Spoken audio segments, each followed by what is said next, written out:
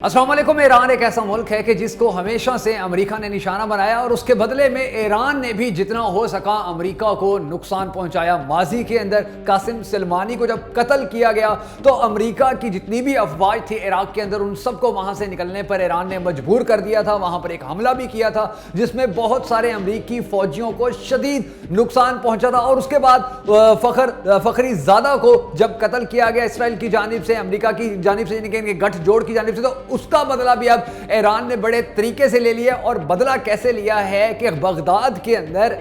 अमेरिकी एम्बेसी के ऊपर रॉकेट फायर किए गए। 8 से ज्यादा रॉकेट्स तो कंफर्म हो चुके हैं, वो फायर किए गए हैं। और इन रॉकेट्स के वहां लगने के बाद, इन रॉकेट्स के वहां पर उस इलाके को निशाना बनाने के बाद, उस एम्बेसी को निशाना बनाने के बाद पूरी दुनिया यह सोचने पर मजबूर हो गई है कि जिस तरह पहले ईरान ने अपना बदला लिया था उसी तरह यह भी ईरान की ही कार्रवाई हो सकती है और ईरान ने ही फखरीजादा का बदला लेने के लिए अमेरिका को इस तरह सबक सिखाने की कोशिश की होगी। नाज़रीन, ये पहला मौका या दूसरा मौका नहीं है कि जब अगर ईरान ने बदला लेना हो तो वो डायरेक्ट अमेरिका जाने के बजाय जो अमेरिका के मफादात होते हैं मुख्तलिफ ममालिक के अंदर, उन मफादात को नुकसान पहुंचाने की कोशिश करता है। और इस कोशिश में उसको अगर ईरान का माजी देखा जाए तो वो हमेशा से कामयाब रहा है। उसने जब भी कोई बदला लिया उस बदले को पूरा किया है। उसने जब भी अमेरिका को सबक सिखाने के लिए कोई भी इकदाम उठाया उस इकदाम को आखिरी हद तक पहुंचाया है। और उसके साथ साथ उसने हमेशा से ही अमेरिका की आंखों में आंखें डालकर वाज़ेह तौर पर पैगाम दिया है कि अगर आप हमारे साथ गलत करोगे तो फिर अच्छे की उम्मीद ना रखना,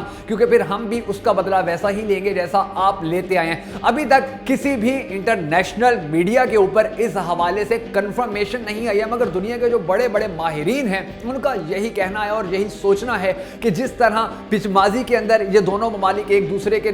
मफादात को नुकसान पहुंचाते रहे और दुनिया का अमन जो है वो खतरे में पड़ता गया, इसी तरह यह सिलसिला अब चल पड़ा है। और इस सिलसिले का जो इख्तिताम है वो यकीनी तौर पर जंग की सूरत में ही रुकेगा, क्योंकि ये दोनों ममालिक ऐसे हैं कि जो एक दूसरे के साथ कंप्रोमाइज करने पर कभी रजामंद नहीं हुए। ये दोनों ममालिक ऐसे हैं कि जिन्होंने एक दूसरे की बात मानने के हवाले से कभी कोई ठोस इकदाम नहीं उठाए हैं। और उसके साथ साथ जो सबसे ज्यादा गंभीर बात है, जो सबसे ज्यादा सोचने वाली बात है, वो ये है नाजरीन कि ईरान पाकिस्तान का पड़ोसी मुल्क है। और अगर ईरान के ऊपर हमला किया जाता है या ईरान को नुकसान पहुंचाने के हवाले से ईरान के अंदर ही कार्रवाइयों का आगाज किया जाता है और ईरान उसका बदला लेना शुरू कर देता है अपने ही मुल्क के अंदर, अगर कोई फौज आती है उसको मारना शुरू कर देता है, तो फिर ये लड़ाई, ये झड़पें सिर्फ ईरान तक महदूद नहीं रहेंगी, बल्कि इसका नुकसान पाकिस्तान को भी उसी तरह पहुंचना शुरू हो जाएगा जिस तरह अफगान जंग के अंदर, जंग अफगानिस्तान के अंदर होती रही थी, लेकिन पाकिस्तान को उसकी बहुत बड़ी और भारी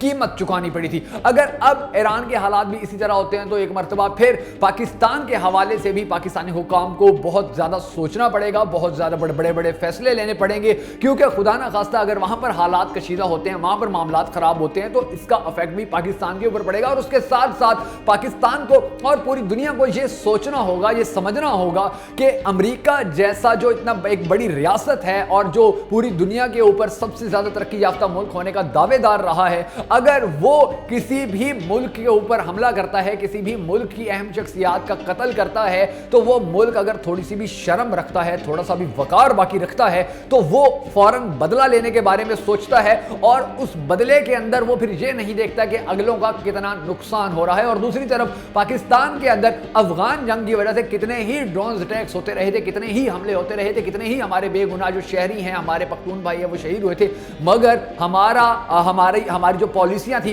वो ऐसी थी कि अमेरिका को उससे कोई नुकसान नहीं पहुंचा था, लेकिन फायदा जरूर पहुंचता रहा था। और आने वाला वक्त भी इसी सिमत जाता नजर आ रहा है कि दुनिया के हालात, हमारे पड़ोसी ममालिक के हालात अमेरिका के साथ खराब होते चले जा रहे हैं। और अगर अब भी हमने अपनी पॉलिसियां ना बदली, अगर हम अब अपनी पॉलिसियां बदलने में कामयाब ना हुए, तो आने वाला वक्त जहां हमारे लिए खतरनाक होगा, वहीं हमें यह सोचने पर और फैसले लेने पर भी मजबूर कर देगा कि अगर खुद को बचाना है तो फिर ईरान जैसी पॉलिसियां और ईरान जैसे फैसले ही अपनाने होंगे।